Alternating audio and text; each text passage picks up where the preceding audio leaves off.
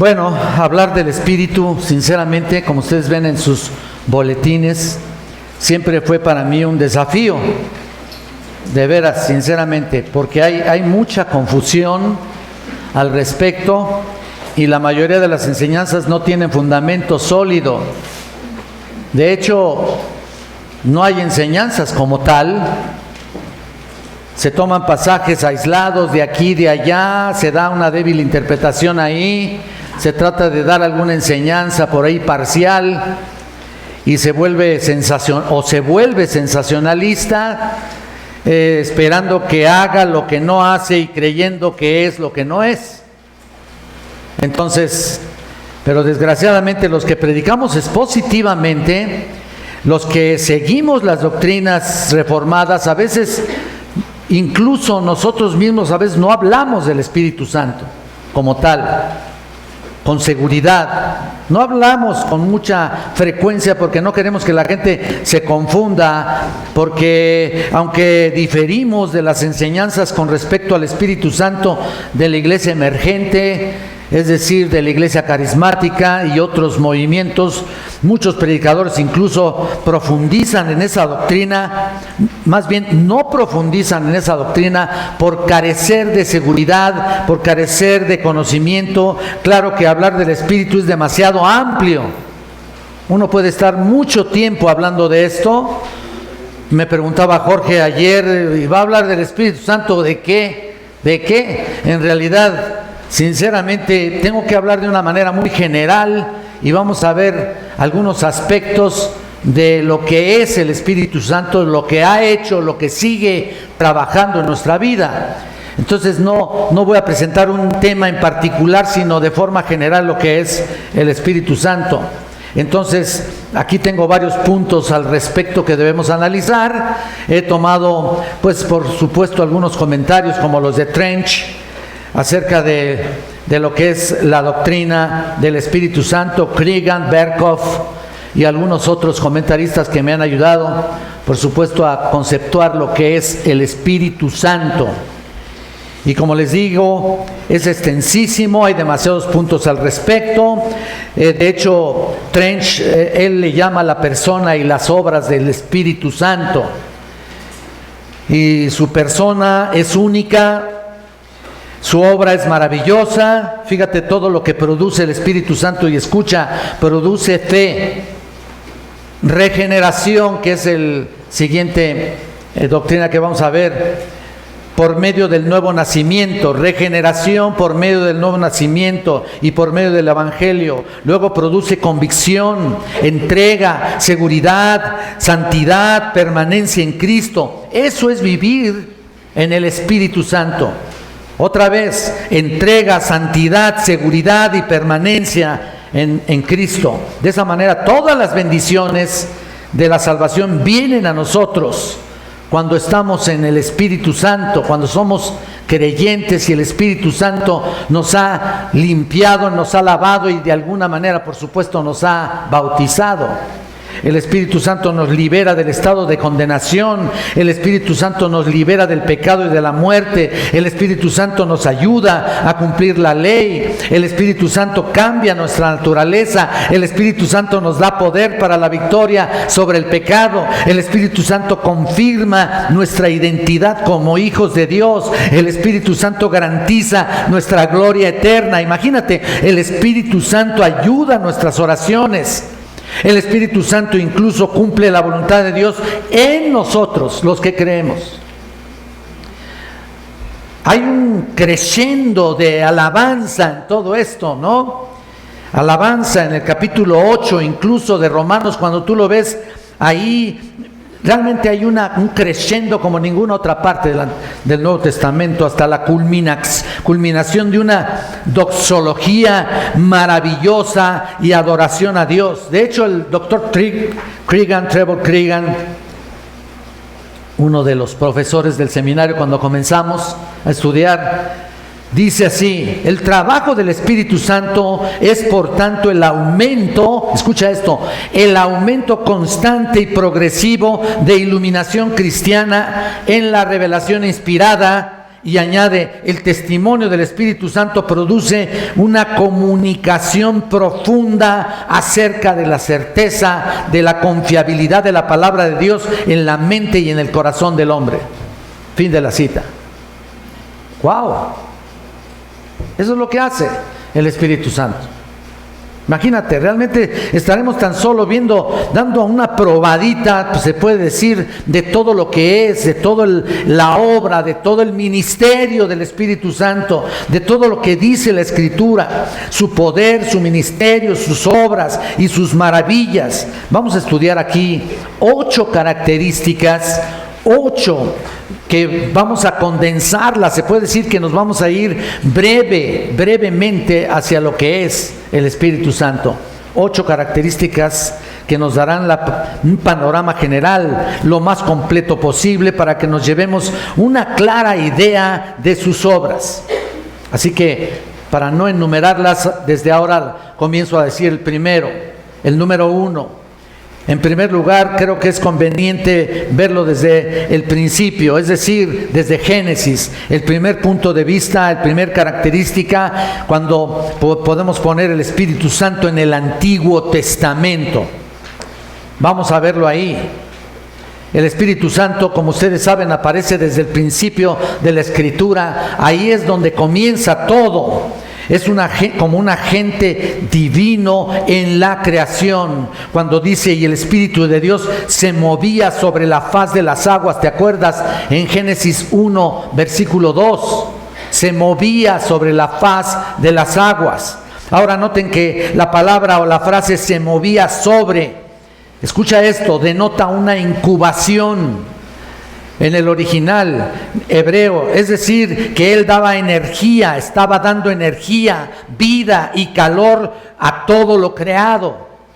También es el agente divino en la renovación de la naturaleza, lo puedes ver en el Salmo 104:30. Voy a darles algunos versículos para que si quieres apuntarlos y luego los puedas checar, adelante, los que yo esté viendo conveniente decírselos que vamos a ir, pero algunos solamente se los voy a mencionar. Entonces vean, es un agente divino en la renovación de la naturaleza, en la vida también humana, como dice Job 33:4, en la transformación moral del hombre, lo dice en Zacarías 12:10, incluso en la resurrección del pueblo de Israel, tú lo puedes ver en Ezequiel 37:9. ¿Ves qué panorama tan amplio tiene la obra del Espíritu Santo en el Antiguo Testamento? Y su alcance espiritual también lo podemos ver en Joel, que es una profecía con respecto a la presencia del Espíritu Santo cuando viniere en el tiempo de la gracia, mejor dicho, en el tiempo del nuevo pacto. Y aún más, tú sabes cuántos profetas fueron usados por el Espíritu Santo en el Antiguo Testamento, ¿no es cierto? Para hablar tanto del pasado como de los sucesos futuros, o sea, la inspiración profética. De hecho, primera de Pedro 1:10, si tú te acuerdas, dice que los profetas profetizaron de la gracia destinada a vosotros. O sea, hablando Pedro esencialmente de lo que hacían los profetas en el Antiguo Testamento. Claro que hubo muchos profetas que Dios usó y sin embargo también hubo falsos profetas también. Como el profeta Sedequías que dijo a Miqueas, ¿por dónde pasó el Espíritu de Jehová de mí para hablar contigo? Así le dijo, ¿no? En primera de Reyes 22:24. Y en otras palabras, aquí lo que estamos viendo es que el Espíritu de Jehová no lo usó en ese momento, pasó de largo. ¿Se dan cuenta? En el Antiguo Testamento uno puede darse cuenta de los falsos profetas que no fueron usados por el Espíritu de Dios. Y bueno, no voy a mencionar a todos, ¿no? Pero este es uno de ellos. Y por supuesto, se extendió la profecía por mucho tiempo hasta llegar al nuevo pacto, hasta el Nuevo Testamento y hasta ahora, ¿no? Ahora, el punto de enlace del Antiguo Testamento con el Nuevo Testamento es un punto muy importante y es crucial, por supuesto, para ellos, para todo el pueblo de Israel y también, por supuesto, para nosotros. Y el punto de enlace principal del Antiguo Testamento con el Nuevo Testamento era realmente el Mesías. ese era el punto de enlace. Simplemente, obviamente, altamente dotado, el Señor Jesucristo dotado, lleno del Espíritu Santo. Lo puedes checar en Isaías 11:2 y el capítulo 42:1. Entonces, ves de alguna u otra manera cómo Dios se manifestó con su Espíritu Santo de una manera maravillosa en los profetas del Antiguo Testamento. Y por supuesto hubo muchos hombres que fueron llenos del Espíritu Santo, por supuesto. Reyes que fueron llenos del Espíritu Santo, jueces también que fueron llenos del Espíritu Santo, pero el Espíritu Santo actuaba de una manera específica, no llegaba y se quedaba, por decir así. Eso fue la promesa del Espíritu Santo cuando llegara el Pentecostés, sino actuaba de una manera especial, llegaba y no se quedaba, por decir así. De hecho, hasta el propio Pedro, cuando dijo el Señor Jesucristo, ¿quiénes dicen las gentes que soy? Bueno, unos dicen que eres Elías, otros y Pedro se acerca y le dice, tú eres el Cristo, el Hijo del Dios viviente. Y el Señor Jesús le dice, bienaventurado porque no te lo reveló carne y sangre, ¿no? Sino mi Padre que está en los cielos. Pedro fue lleno del Espíritu Santo en ese momento. Pero 2 versículos después el Señor Jesucristo le dijo, retírate, Satanás, de aquí. Porque le había dicho, que no te suceda esto, Señor. O sea, no vayas a la cruz. Pues era el principal objetivo, ¿no? ¿Te das cuenta? Entonces, realmente el único punto crucial del Antiguo Testamento con el Nuevo Testamento simplemente fue el Mesías, el Cristo, el llamado Cristo que vendría a redimir al pueblo de Israel y a todos. En segundo lugar, es necesario mencionar que el Espíritu forma parte de la Trinidad.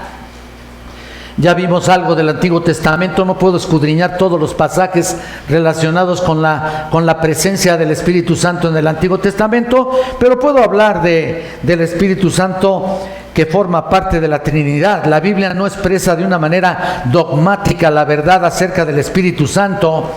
Sin embargo, las muchas referencias de él y su obra pueden resumirse como sigue. El Espíritu Santo es la tercera persona de la Trinidad o de la Deidad, quien procede desde la eternidad del Padre. Ustedes pueden ir, por ejemplo, a Juan. Vayan ustedes a Juan, al Evangelio de Juan, capítulo 15, versículo 26, 15, 26. Pero cuando venga el Espíritu, el Consolador, a quien yo os enviaré del Padre, el Espíritu a la verdad, el cual procede del Padre, Él dará testimonio acerca de mí. Y de la manera que el Hijo también, por supuesto, lo exalta, ¿no? Él va a dar testimonio. El Espíritu Santo vendría en primer lugar para dar testimonio del Hijo. Y bueno, por supuesto aparece esto en Juan 16:7. No es una mera influencia que emana de Dios. Y quiero que quede esto bien claro, porque muchos pensamos que el Espíritu Santo, podríamos pensar que el Espíritu Santo simple y sencillamente emana de Dios, sino que es el agente inmediato en toda obra divina, tanto en la creación material como en el espíritu del hombre, manifestando todos los atributos de su personalidad. Su nombre se haya unido al Padre y al Hijo en el bautismo. ¿Tú te acuerdas? En Mateo 28:19, cuando dice, bautizándolos en el nombre del Padre y del Hijo y del Espíritu Santo. ¿Te acuerdas? Ahí está, en la bendición tan clara ahí de la Trinidad. Y también podemos tener otro pasaje muy interesante en 2 de Corintios 13:14, cuando dice, la gracia de nuestro Señor Jesucristo, el amor de Dios y la comunión del Espíritu sea con todos vosotros. Ahí está otra vez la Trinidad. ¿Se dan cuenta? Entonces este pasaje es uno incluso de los más claros para mencionar la Trinidad, tanto en Mateo 28:19 como en 2 de Corintios 13:14. En tercer lugar, ¿cómo se utiliza el Espíritu Santo y sus nombres? Sus nombres. Ahí ya vimos un poquito de la Trinidad, ya entendemos que es Dios igual que el Padre y que el Hijo, pero más adelante vamos a ver su deidad, por supuesto. Pero aquí dice que el Espíritu Santo y sus nombres, hay muchos nombres con respecto al Espíritu. Bueno, se puede deducir los nombres que se le designan en las Escrituras. Podemos notar que es llamado en primer lugar el Espíritu Santo, que ya lo decimos entre muchos en Lucas 11:13. También el Paracleto, también se le utiliza ese nombre al Espíritu Santo como abogado, y también como abogado y consolador en Juan 14:16 y 26. Varios nombres. También se nombra como el Espíritu de Cristo en Romanos 8:9, como el Espíritu de Dios en 8:14 de Romanos, el Espíritu del Dios viviente en 2 Corintios 3:3, el Espíritu del Hijo en Gálatas 4:6, el Espíritu del Señor en 2 Corintios 3:17, el Espíritu Santo de la promesa en Efesios 1:13, el Espíritu eterno, Hebreos 9:14, el Espíritu de gloria en 1 de Pedro 4:14, el Espíritu de gracia, el Espíritu de vida, el Espíritu de verdad. Bueno, les puedo decir muchos otros pasajes, ¿no? Yo sé que no, tal vez no lo estés apuntando todos.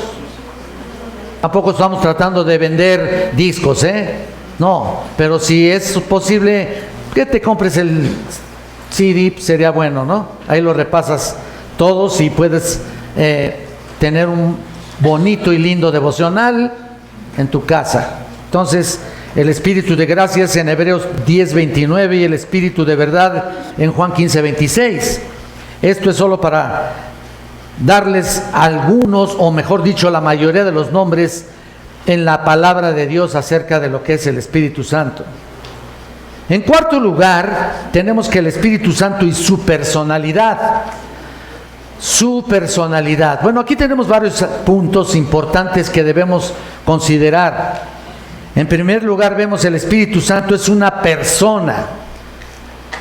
Es una persona, ya entendemos eso, lo conceptuamos como tal, pero también podemos pensar que es una influencia, no es una mera influencia o emanación o manifestación en las palabras del Señor Jesús a los apóstoles.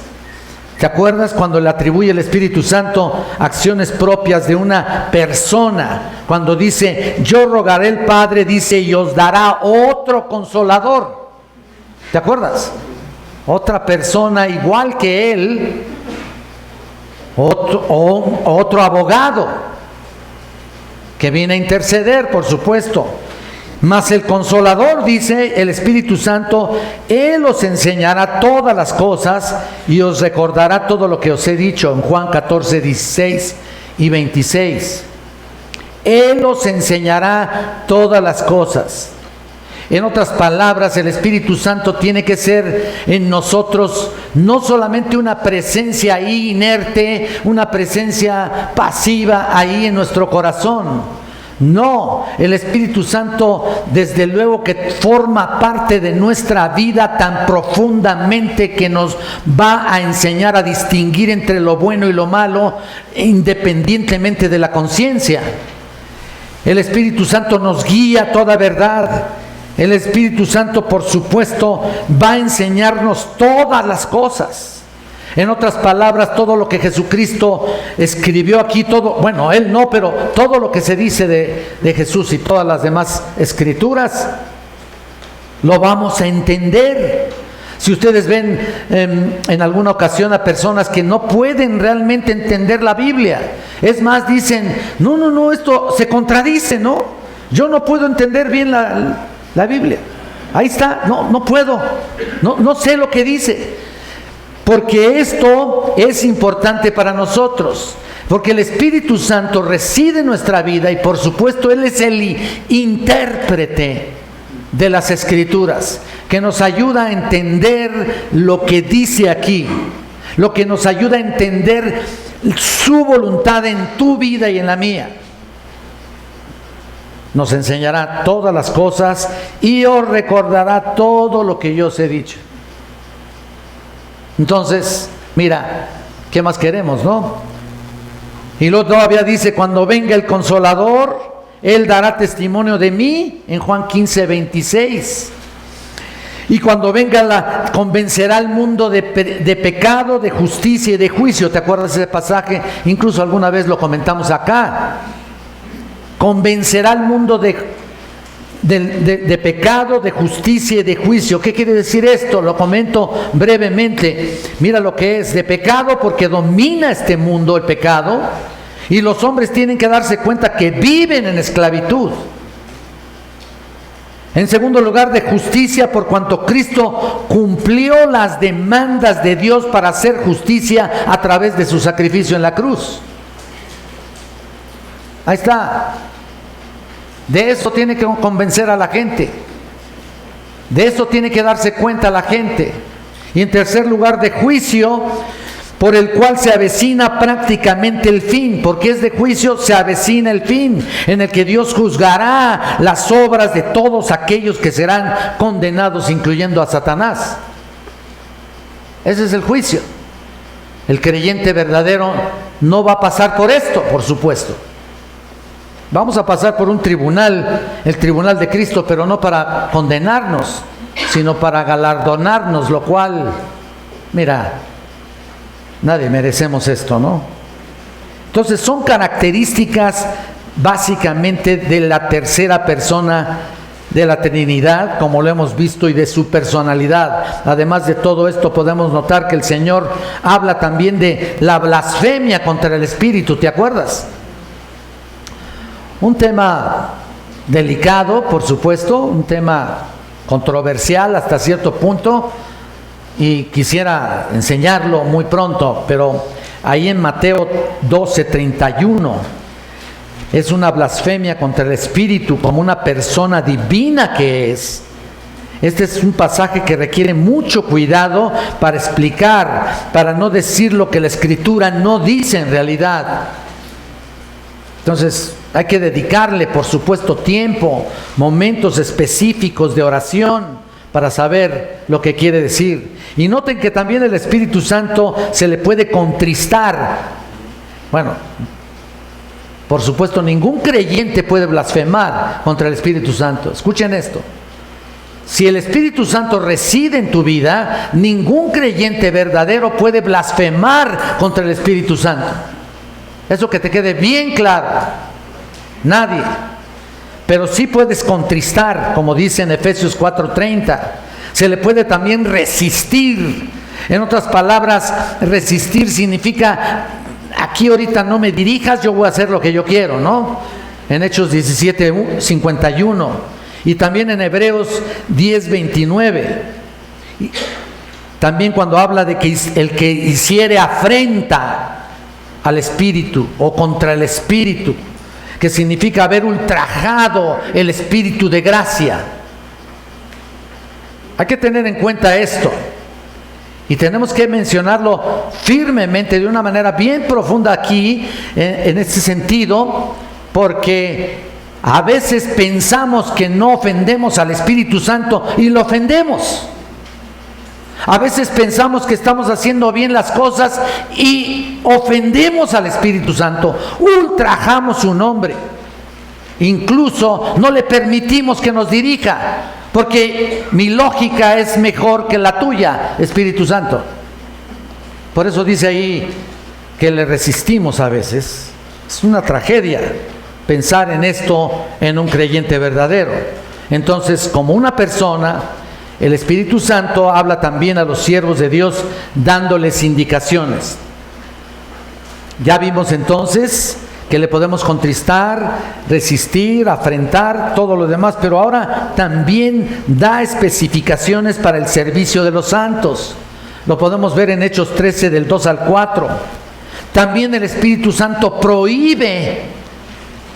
Todo es cuestión de saber escuchar el Espíritu Santo, ¿no es cierto? Hay una vocecita ahí interna, ¿no? No sé si te ha pasado. Cuando estás lleno del Espíritu Santo, hay una vocecita interna en tu corazón que te dice: no lo hagas. No lo hagas. Y lo haces, ¿no? Entonces, ¿qué pasó? Le resististe, ¿no? Entonces, vean aquí. Entonces, prohíbe también, como prohibió también a Pablo en Hechos 16:6, a ir a otro lugar a predicar. Intercede también, el Espíritu Santo está intercediendo también en Romanos 8:26 y 27. Y por supuesto ama en Romanos 15:30. Miren, el pasaje que lo representa más aproximadamente como una persona es Isaías 63:10, cuando dice, contristaron su Espíritu Santo. Isaías 63:10. Y ese es el problema nuestro. Si tenemos al Espíritu Santo, entonces debe ir creciendo la presencia del Espíritu Santo tiene que ir creciendo. Es decir, tú eres investido del poder de lo alto cuando te conviertes, pero ese Espíritu Santo no lo dejas ahí nada más. Cuando tú estás estudiando la palabra y estás obedeciendo y estás realmente haciendo la voluntad de Dios, entonces el Espíritu Santo en tu vida va creciendo su presencia gradualmente. Esto es maravilloso, ¿no? No lo contristan. Y ese es el problema que hay cuando contristamos el Espíritu Santo. ¿Sabes qué? Cuando eso sucede estás en pecado, ¿eh? ¿Sabías? ¿O qué otra cosa te puedo decir? No puedes hacer lo que te plazca, tienes que hacer lo que dice la Escritura y te respalda el Espíritu Santo. Entonces, ahí está. Aquí hay otro inciso. Ya vimos el Espíritu Santo es una persona y vimos ahora el Espíritu Santo es Dios. Letra B. Les voy a decir tal y como lo tengo aquí bosquejado para que lo vayan viendo si ustedes quieren. Aunque ya dijimos algo, es verdad que esta verdad queda probada por muchos pasajes de la Escritura en los cuales se identifica el Espíritu Santo en su divinidad, en su deidad. Por ejemplo, el profeta Isaías en el capítulo 6, 8 y 9 dice que oyó la voz del Señor. Y Lucas, por supuesto, también escribe en la historia del apóstol Pablo allá por Hechos, en Hechos 28-25, cuando fue un pasaje realmente refiriéndose a Isaías, cuando dice, bien habló el Espíritu Santo por el profeta Isaías, ¿te acuerdas? Ahí está, el profeta, o sea, el Espíritu Santo es Dios y utilizó a los profetas del Antiguo Testamento, por supuesto, a dar el mensaje que Dios quería darle al pueblo y a todo el mundo. Así que el ser que habló era Dios mismo en el Espíritu Santo. Otro caso impresionante es el pecado, por ejemplo, cometido por el matrimonio de Ananías y Zafira, ¿te acuerdas? Que fue tremendo, ¿no? Que incluso tú lo puedes ver y te impacta realmente cuando lo estás leyendo. Ya nomás de estarlo leyendo dices, qué tremendo, ¿no? Bueno, Ananías y Zafira, que motivó a las palabras de Pedro cuando le dijo, ¿por qué llenó Satanás tu corazón para que mintieses al Espíritu Santo? Ahí está, para demostrar que el Espíritu Santo es Dios. Y dice, no has mentido a los hombres, sino a Dios. ¿Te acuerdas? Hechos 5, 3 y 4. Hechos 5, 3 y 4 y 9. La afirmación es clara. Mentir al Espíritu Santo es mentirle a Dios.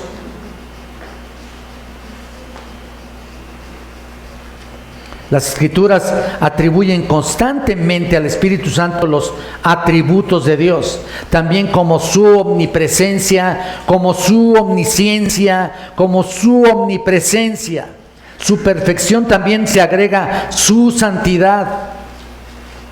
En fin, hay varios textos aquí que quisiéramos escudriñar y ver y nos iríamos a 3 horas, ¿no? Pero les doy algunos.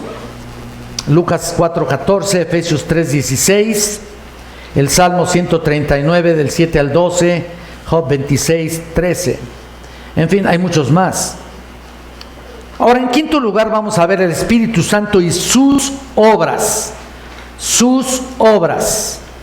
Es decir, todo lo que hizo, todo lo que ha hecho, todo lo que sigue haciendo en tu vida, todo lo que sigue manifestándose a través de nuestra vida, ¿no es cierto? Y tú dices que se manifiesta, por supuesto, desde que nos convertimos hasta la fecha, se manifiesta la presencia del Espíritu Santo en tu vida, pero yo te puedo asegurar, como lo hablábamos hoy en nuestro estudio, que Él está obrando desde antes que nacieras. Así de amplio, así de fuerte, así de poderoso son sus obras, maravillosas son sus obras, ¿no? Hasta cantamos eso, ¿no? En primer lugar, vamos a ver incisos, el inciso A, en relación con la creación material. Su primera manifestación, ya lo dijimos, en el mundo se describe de nuevo en Génesis 1:2, cuando dice que el Espíritu de Dios se movía sobre la faz de las aguas. Y uno se acuerda también del salmista. Hay un salmo maravilloso también que podemos ver aquí cuando alaba al Señor el salmista diciendo: los cielos cuentan la gloria de Dios y el firmamento anuncia la obra de sus manos, en el Salmo 19:1.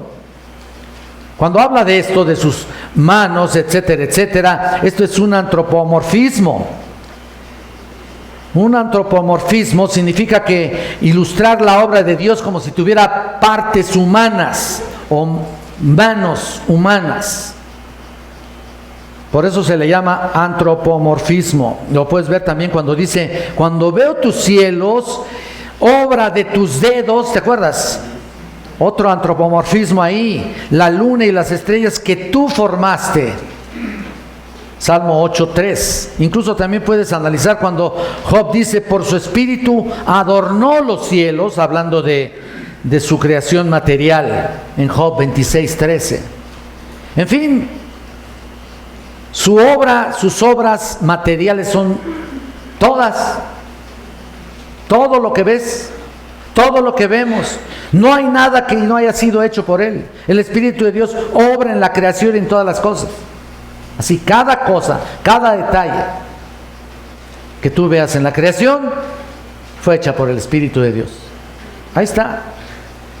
Letra B, en relación con la humanidad. También podemos ver que la formación del hombre en Génesis 2:7 se describe así: entonces Jehová formó al hombre del polvo de la tierra y sopló en sus narices aliento de vida. Las palabras sopló aliento de vida señalan la parte espiritual del hombre, el cual fue formado por el Espíritu Santo. Como dice Job: el Espíritu de Dios me hizo, y sopló el Omnipotente, me dio vida, en Job 33:4. ¡Qué maravilla!, ¿no? Ahora también podemos ver que antes del diluvio el Espíritu Santo contendía. Miren, todas esas acciones y todas las obras y todos los movimientos que el Espíritu Santo también desarrolla un tipo de contención con los hombres. Contendía con el hombre en Génesis 6:3. ¿Qué significa eso? Significa que contendía para llamarlos al arrepentimiento, para llamarlos a ponerse a cuentas con Él. Luego vemos en la letra C: también capacita a los hombres para la obra de Dios. Y aquí, en relación a las Sagradas Escrituras, el Espíritu Santo es su autor. Las Escrituras, en relación con lo que tenemos, en la relación con lo que tienes en tus manos o en tu teléfono, todo lo que es las Escrituras, Él es el autor. En 1 de Pedro 1:10 al 12 y en 2 de Pedro 1:20. Ahí está, todos esos pasajes, Hechos 1:16 también, y 2 de Timoteo 3:16, que tú conoces. Todos estos pasajes revelan la intervención del Espíritu Santo en la redacción de las Escrituras. El Espíritu Santo interviene poderosamente en la redacción de las Escrituras, impulsando, guiando a los escritores a la verdad, exaltando su revelación. Él lo hizo. Pero noten que siendo el Espíritu Santo, el autor de las Escrituras, es el único que nos puede, como ya les dije, también interpretar lo revelado. Y podemos ver a 1 Corintios aquí, vayan un poquito para acá, no solamente les dicto los pasajes, sino también en algunos vamos a ir para allá, en los que crea yo más pertinente. 1 Corintios 2, versículo 10. Independiente de 1 de Pedro, bueno, no independiente, sino paralelamente a 1 de Pedro 1:10. Toda escritura es inspirada por Dios, y también en 2 de Timoteo 3:10. Pero aquí en 1 de Corintios 2:10 dice: pero Dios nos las reveló a nosotros por el Espíritu, porque el Espíritu todo lo escudriña, aún lo profundo de Dios. Mira nada más, el Espíritu Santo revela. Antes de revelar, yo pienso que es así, aún no encuentro el parámetro verdadero ni el orden cronológico, pero puede ser que primero escudriñe lo que dice aquí, aún lo profundo de Dios, y después nos revele a nosotros su verdad. Bueno, aunque el Espíritu Santo no nos interpreta su propia revelación, fíjate qué maravilla, ¿no? Él inspira la palabra de Dios, y por supuesto los santos hombres de Dios fueron inspirados, ¿no es cierto?, para escribir las Escrituras, pero también nos da la capacidad de entenderla. Ahí está, no significa que perdemos aquí el hecho de entenderla a simple vista, no significa que no podemos evadir los idiomas originales y por supuesto las gramáticas correspondientes, además de todo el contexto. Ahora, no significa que un creyente no pueda interpretar cuando menos lo más esencial, porque hay pasajes ahí que necesitan ser enseñados, y Dios dotó específicamente a maestros, pastores, especialmente para que puedan ustedes recibir una enseñanza más profunda de las Escrituras, y no predicar o interpretar como yo quiero para luego darles lo que yo pienso que es. No puede ser así. Se necesita trabajar en ello, trabajar en los idiomas y entender qué palabra es ahí la que debe ser configurada para poder explicarla lo mejor posible. Entonces Dios sigue capacitando hombres para explicar lo que a primera vista parece muy sencillo. No se puede prescindir de los maestros, pastores que Él ha establecido en su iglesia, de ninguna manera, que son dones concedidos por Cristo a la iglesia, instrumentos para la enseñanza. Yo les enseñé también esto en Efesios capítulo 4:11.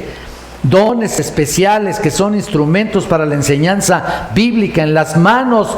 O sea, Él pone la palabra de Dios en tus manos, y a través de tu trabajo personal desarrolla el Espíritu Santo una interpretación fidedigna hacia los oyentes. ¿Me explico? Y eso es lo que hace. Es decir, Dios trabaja con las Escrituras, te interpreta las Escrituras, hablando del Espíritu, y puedes enseñar las Escrituras lo más fidedignamente posible que se pueda. Como les decía en la mañana, realmente hay pasajes que podemos seguir repasando, hay pasajes que podemos seguir enseñando, y nunca, porque es una fuente inagotable, nunca cesará la enseñanza en nosotros, aunque sea un solo pasaje. Siempre habrá algo que podamos encontrar, algo nuevo que podemos descubrir, porque el Espíritu Santo nos guía para poderles enseñar lo mejor posible. Ahora, letra D, en relación también con la persona de Cristo. El Señor Jesús fue engendrado en el seno de la bienaventuranza, o mejor dicho, de la bienaventurada Virgen María, ¿no es cierto?, por obra y gracia del Espíritu Santo en Lucas 1:35. Y fue ungido él con el Espíritu Santo para su ministerio terrenal, lo dice en Hechos 10:38. Como ya hemos notado arriba, el Espíritu también es Espíritu de Cristo. Y todas las cosas pertenecientes al Señor Jesús son administradas y reveladas al creyente por el Espíritu Santo. Administradas y reveladas por el Espíritu Santo. Juan 15:26 y Hechos 1:2. Letra E, en relación con la obra en la cruz, también podemos ver que el autor de las epístolas de Hebreos declara que Cristo, por el Espíritu Eterno, se ofreció voluntariamente sin mancha a Dios. Hebreos 9:14. Si quieren, vayan allá. 9:14, para que no vayan a pensar que yo estoy inventando esto, Hebreos 9:14. Cuánto más la sangre de Cristo, el cual mediante el Espíritu Eterno se ofreció a sí mismo sin mancha a Dios, limpiará vuestras conciencias de obras muertas para que sirváis al Dios vivo. Ahí está. Es en relación a la obra en la cruz. Y por supuesto Él te redimió, nos dio vida, nos dio una nueva naturaleza divina con propósitos específicos. No lo hizo al azar y dijo, pues a ver qué me sale aquí, ¿no? El mexicano sí lo hace, ¿no? Bueno, los voy a poner en relación con todos. Todo el ser humano lo hace así. Nadie es perfecto. Y el único que da la perfección solamente en último de los casos es el Espíritu Santo, cuando te otorga una salvación perfecta. De ahí que tienes que en el desarrollo, tienes que desarrollar tu vida, tiene que ir en proceso y otra vez en creciendo, como hablamos musicalmente, para que esto vaya evolucionando y por supuesto cada día estemos más siendo parecidos al Señor Jesucristo. Es el modelo al cual seguimos, y el único que fortalece y edifica y nos cambia constantemente es el Espíritu de Dios en nosotros por medio de las Escrituras. Letra F, en relación con la resurrección de Cristo. Este prodigio de los siglos fue por el poder también del Espíritu Santo, según hallamos entre otros textos, cuando dice Romanos 8:11, el Espíritu de aquel que levantó de los muertos a Jesús. ¿Lo ves?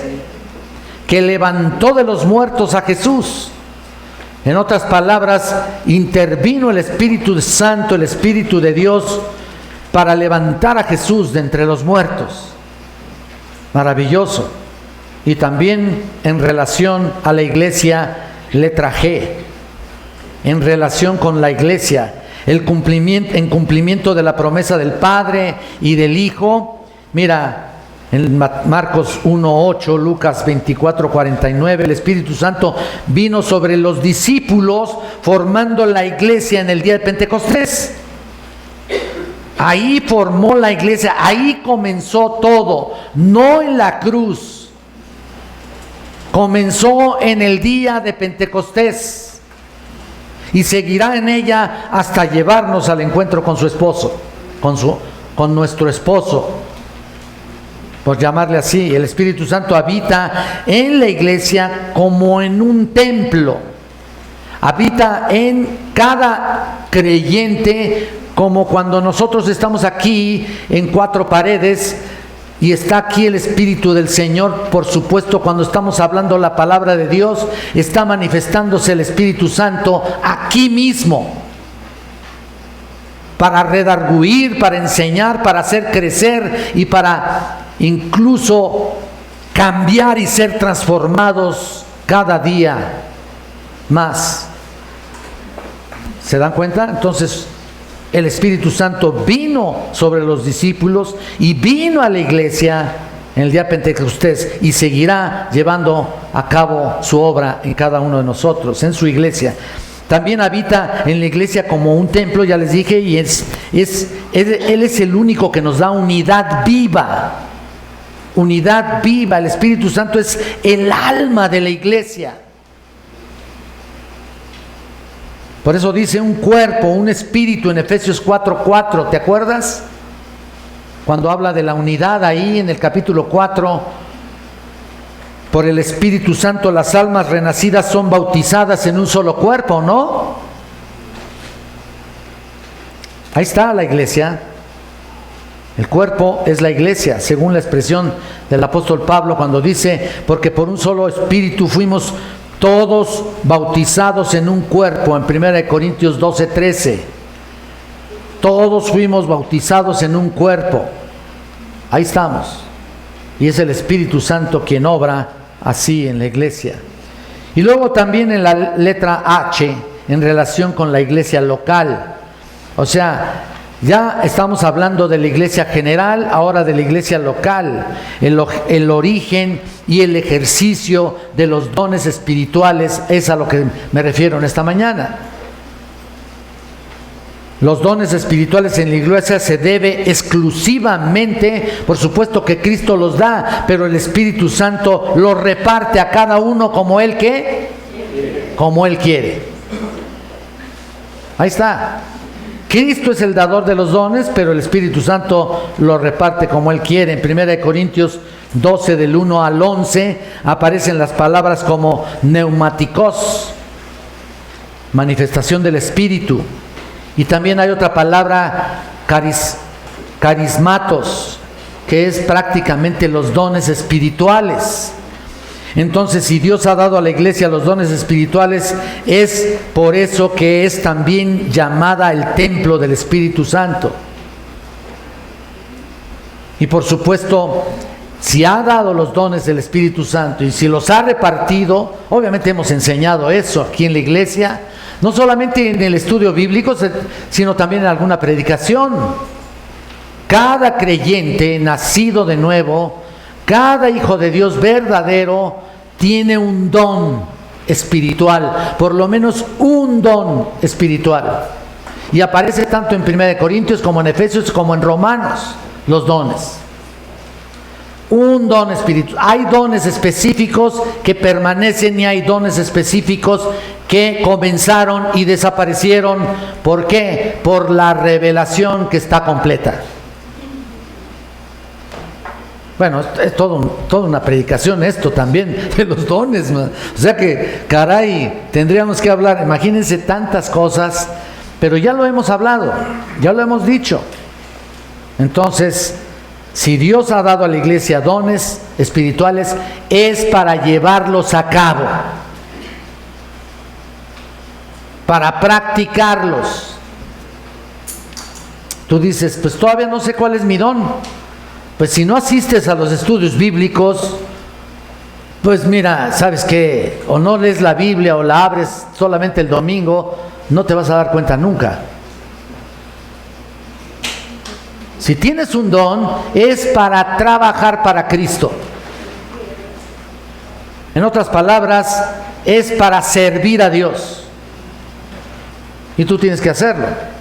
Y tú vas a dar cuenta de ello. Y si no lo descubres, es porque no quieres. Pero te tienes que dar cuenta.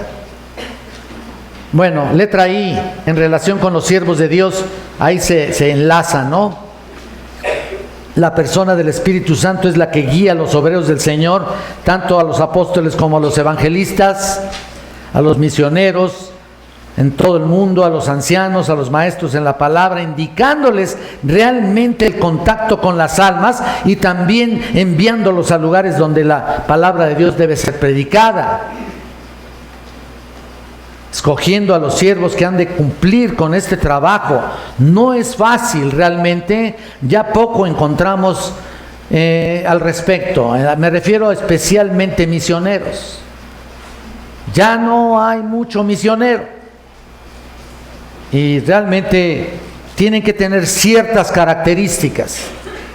A veces yo soy muy escéptico con los misioneros, porque tienen que cumplir con ciertos parámetros bíblicos para ser enviados a predicar. ¿Se dan cuenta? E ir con valentía a otros lugares donde Cristo no se ha predicado, no se ha enseñado, si se trata de eso, ¿no? Entonces Él llama, protege, prepara, capacita, fortalece a sus siervos, porque sabe que la gran responsabilidad que traemos o llevamos a cuestas. Y eso es lo que nos mantiene vivos. Eso es lo que nos mantiene hablando aquí. Nada más por el Espíritu Santo. Letra J. En relación con el individuo. Si la convicción del pecado es seguida por el arrepentimiento para con Dios y la fe en Cristo de parte del hombre, el Espíritu Santo produce regeneración de vida. Hablando de un individuo, no propiamente de los creyentes, de un individuo que tiene, o mejor dicho, va a ser salvo de alguna forma por el llamado de Dios. Un llamado que viene de arriba, una regeneración que viene de lo alto, algo que vamos a hablar la próxima semana, primeramente Dios, en orden, según las Escrituras, y como sigue, cuando por medio de la predicación de la palabra o la enseñanza se presenta ante los hombres al Cristo crucificado como el único remedio para la condición pecaminosa de las almas, y se entregan a Él en arrepentimiento y fe y reciben a Jesucristo como Señor y Salvador personal, entonces el Espíritu Santo aplica la virtud de la sangre de Cristo a sus corazones y son bautizados en el mismo momento del arrepentimiento, en el mismo momento en que se acercan a Cristo y reciben a Cristo por fe. Eso es lo que hace, y les da vida, nuevamente nos imparte vida, ¿no es cierto? Bueno, no nuevamente, porque estábamos perdidos en nuestros delitos y pecados, ¿no? Estábamos muertos, separados de Cristo, odiábamos a Dios, pero por gracia sois salvos por medio de la fe, y esto no de vosotros, pues es don de Dios.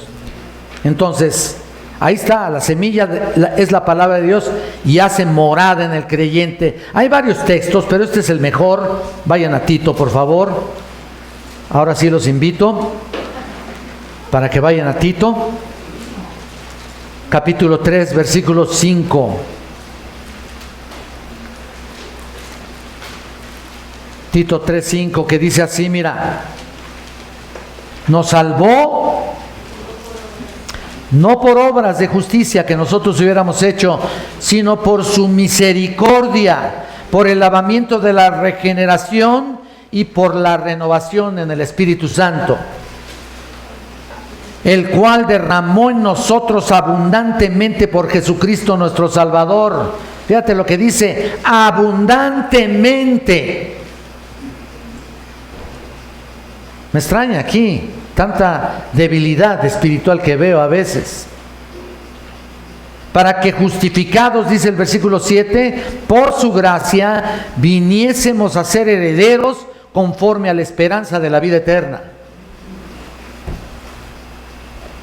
Eso es lo que hace el Espíritu Santo, es lo que hizo contigo, es lo que hizo conmigo, en un momento determinado, en el tiempo de Dios, Él hizo esto. Y nos llenó de su gracia y nos llenó del Espíritu Santo. Ahora, en quinto lugar, ya ahora terminamos ese punto anterior, vamos a ver el quinto lugar, el Espíritu Santo y los creyentes, lo que hace el Espíritu Santo. Aunque he mencionado algunas cosas, vemos aquí el propósito que tiene para cada creyente. Ahora ya no es con el incrédulo que luego lo trae. Ahora el Espíritu Santo en los creyentes, letra A, el Espíritu Santo y la santificación. Aunque ya hemos hablado un poco de esto, pero el Espíritu Santo habita en el creyente, ya dije, a partir del momento de la conversión. Si alguno no tiene el Espíritu de Cristo, dice Romanos 8:9, ¿qué? Si alguno no tiene al Espíritu de Cristo, ¿qué? No es de Él. No es de Él, así. Pero si bien es verdad que en cada creyente regenerado mora el Espíritu Santo, que ya está bautizado en Cristo por el Espíritu, también es cierto que las Escrituras distinguen entre poseer el Espíritu y estar llenos del Espíritu Santo. Esto puede verse en la epístola de Efesios, por ejemplo, que hemos estudiado en el 4:30, cuando Pablo le recuerda al creyente que está sellado con el Espíritu Santo, y que en Efesios 5:18 le exhorta a que sea lleno del Espíritu Santo. No sé si cantaron "Satúrame, Señor, con tu Espíritu". ¿Sí lo cantaron? No, yo pensé que le iban a tocar acá. Como entré un poco tarde, creí que le iban... Un canto en el cual clamamos a Dios para que seamos llenos del Espíritu. Pero no solamente un clamor, ¿me explico? Es también un compromiso con la Escritura y un compromiso con su verdad para obedecer lo que dice aquí, no para hacer lo que queremos. Y ahí está, de esa manera somos llenos.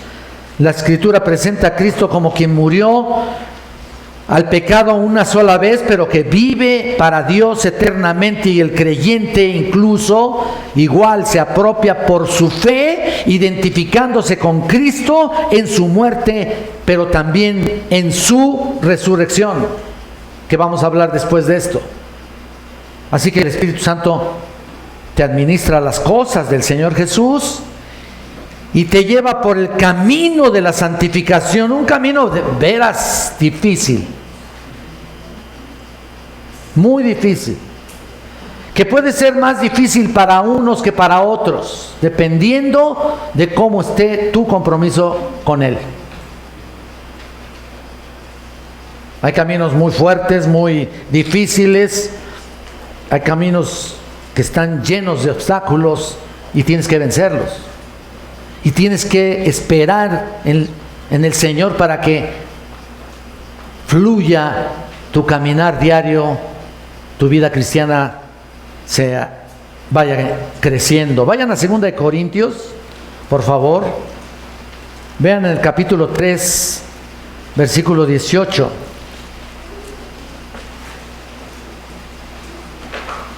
Y esto lo he predicado también, este versículo que dice: por tanto, nosotros todos, mirando a cara descubierta como en un espejo la gloria del Señor, somos transformados de gloria en gloria en la misma imagen como por el Espíritu del Señor. Otra vez, vean la última frase: como por el Espíritu del Señor.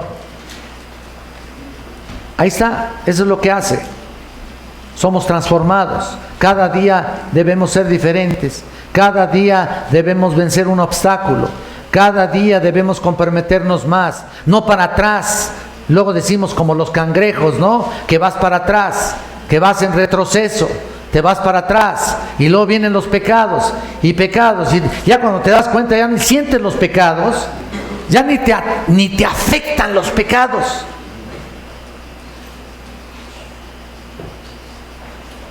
Ni te afectan, ni te duelen. ¿Por qué? Por tu falta de compromiso, por tu falta de oración, que es el inciso B, el Espíritu Santo y la oración. A veces, muchas veces no sabe lo que hay que pedir al Padre, ¿no? Mira, o cómo pedirlo. Cuando tú estás orando, cuando tú estás derramando tus lágrimas, cuando tú estás concentrado en hablar con el Señor, estás alabando su nombre y a la vez estás orando al Padre y estás pidiéndole y estás rogándole al Señor. Y hay veces que no sabes cómo pedir, no sabes, que tus palabras no fluyen con la misma facilidad con la que puedes hablar otras cosas, ¿no? Y no hayas palabras, pero el Espíritu Santo cumple su cometido intercediendo a favor del creyente. ¿Sabías? Romanos 8:26. Ahí está el Espíritu Santo intercediendo. Es como decir, no sabe ni qué decir, pero yo sé lo que está diciendo. Mira, se oye cómico, pero es la verdad. Y no estoy hablando porque no sepas hablar español. Estoy hablando porque a veces en el clamor al Señor, tus palabras se pierden. Tus palabras se van. Es como hablar, balbucear, y no sabes qué decir. Y el Señor viene e interpreta lo que tienes en tu vida, en tu corazón.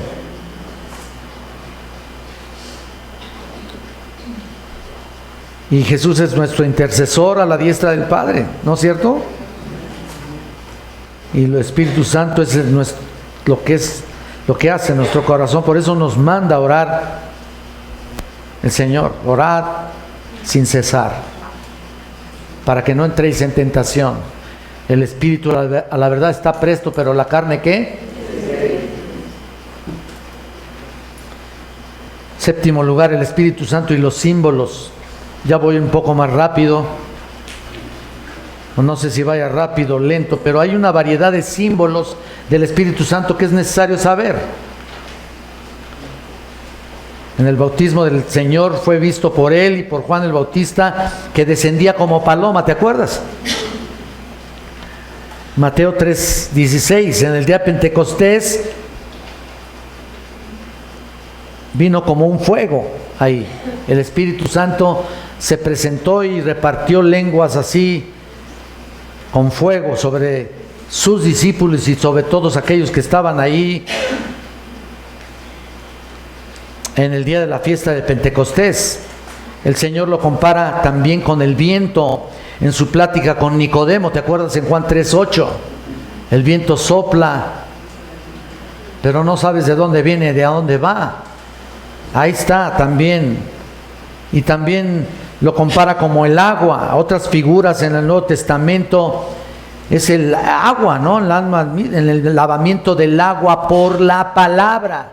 Obviamente ahí es la palabra, pero también el Nuevo Testamento lo sella como el sello y como las arras en Efesios 1:13 y 14. Habiendo oído la palabra de la fe y habiendo creído en él, fuisteis sellados con el Espíritu Santo de la promesa. Un sello maravilloso. Aparte de los símbolos que se relacionan expresamente al Espíritu Santo en las Escrituras, creemos que por analogías también, incluso algunas figuras de su persona y de sus operaciones. Por ejemplo, el rocío ahí en Oseas 14:5, se los explico rápidamente porque sinceramente hay mucho que estudiar acerca del Espíritu Santo. Las lluvias temprana y tardía, ¿te acuerdas? De Joel 2:23 y 28. O también los ríos que habla Isaías 44:3. O el aceite de Levítico también, Levítico 8:30. Entonces hay varias figuras aquí. Quizá, sin duda, se me ha de haber pasado algunas. Por supuesto, no agoté todos los elementos que aquí estamos diciendo. Ahora, pero vayamos al último punto, el octavo lugar, el Espíritu Santo y la resurrección del creyente. El Espíritu Santo y la resurrección del creyente. El cuerpo de resurrección del creyente es la palabra soma neumaticón, que equivale al cuerpo espiritual. En otras palabras, cuando seamos glorificados. Esto es cuando seamos glorificados, cuando toda limitación de la carne se haya superado. No estoy hablando específicamente de la resurrección espiritual en el sentido del nuevo nacimiento, sino la resurrección corporal de aquellos que van a estar muertos y que son los primeros que se van a levantar, ¿no es cierto? Primera Tesalonicenses lo dice. También tengo ganas y voy a hablar también de la doctrina del rapto, También voy a hablar de la doctrina del rapto y de la adopción final que se relaciona con esto. Entonces es importante entender esa parte, la resurrección. Cuando seamos glorificados, toda limitación de la carne se haya superado, cuando eso sea posible, siendo el cuerpo ya perfecto y apropiado para estar en su presencia. Dios te va a dar un cuerpo glorificado, apropiado para estar en el cielo con Él. Si estamos con este cuerpo corrupto, gracias, alguien lo dijo, mira, pero ni pensarlo, consumidos inmediatamente, ¿no? Entonces el Espíritu Santo, la intervención del Espíritu Santo será inminente y Él opere para darnos vida en un cuerpo mortal que ahora tenemos, que ahora poseemos. Vayan a Romanos, por favor, 8:11. Y es lindo terminar con este punto como una culminación. Romanos 8:11.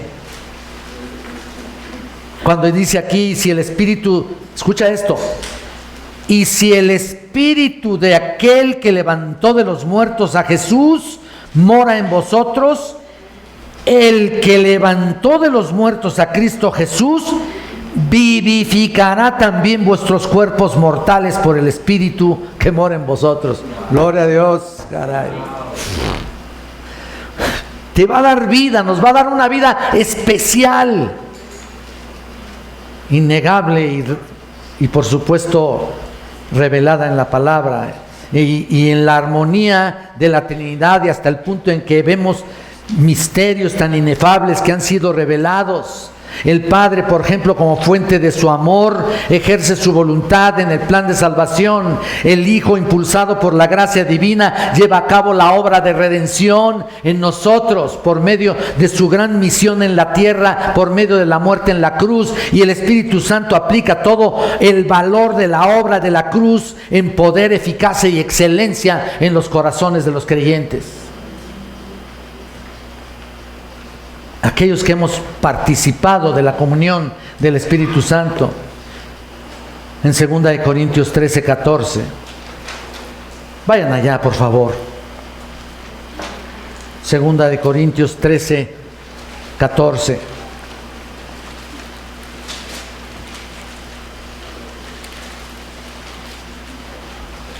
Y la gracia, esta es también una doxología. Este es un despido, por decir así, pero es una doxología, es una adoración final. De hecho, hay algunas iglesias que repiten esto y lo recitan al final de sus servicios. Y la gracia del Señor Jesucristo, el amor de Dios y la comunión del Espíritu Santo sea con todos vosotros. Amén. ¿No es cierto? Yo creí que iban a decir amén, pero no veo. Bueno, obvio que lo hacen algunas iglesias, pero obviamente entendemos que esto es una doxología maravillosa para entender cómo Dios obra en cada parte. La Trinidad obra en nosotros, opera en nuestra salvación y opera en todos estos 8 puntos que vimos, y creo que abarcamos en gran manera una parte doctrinal del Espíritu Santo importante para tu vida.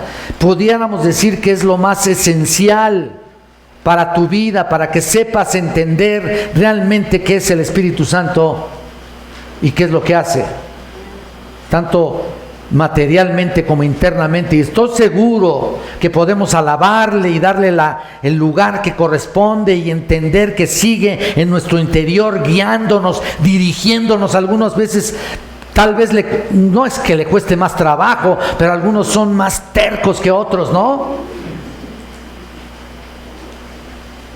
Y ahí está el Espíritu Santo dirigiéndonos, redarguyéndonos para hacer lo que tenemos que hacer, como si estuviera, no hagas esto, por favor.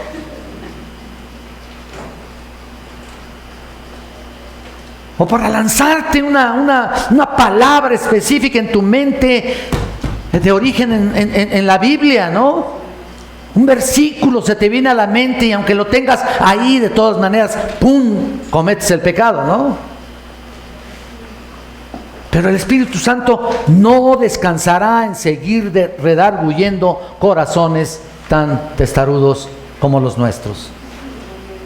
Así que hay que estar conscientes de su santa presencia, en lo cual nadie puede escapar, nada podemos ocultar. Cada pensamiento, cada actividad y propósito están abiertos a los ojos del Espíritu Santo, que tiene la intención de establecernos finalmente en la vida espiritual y estemos preparados para que un día